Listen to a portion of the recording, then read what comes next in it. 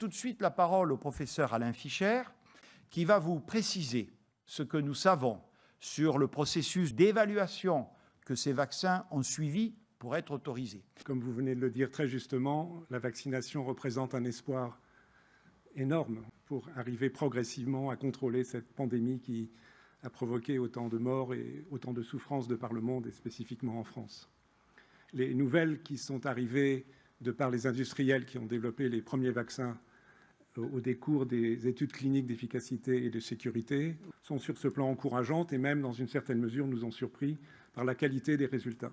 Avant de les évoquer, je voudrais néanmoins vous indiquer une notion de prudence. C'est que, premièrement, pour l'instant, nous ne disposons que de communiqués de presse de la part des industriels. En tant que scientifique, j'attends avec impatience des publications scientifiques. Deuxièmement, par définition, le recul à ce jour sur l'évaluation de la sécurité et l'efficacité de ces vaccins ne dépasse pas 2 à 3 mois, donc c'est encore bref. Troisièmement, les données ne sont pas encore complètes non plus pour savoir jusqu'à quel point ces vaccins sont efficaces chez les personnes les plus à risque. Et enfin, dernier point qui est critique, c'est de savoir si le vaccin, d'une part, protège l'individu vacciné contre l'infection, et espérons-le contre l'infection grave, mais aussi protège contre la transmission. Il faudra plusieurs mois probablement pour avoir ce dernier type d'information.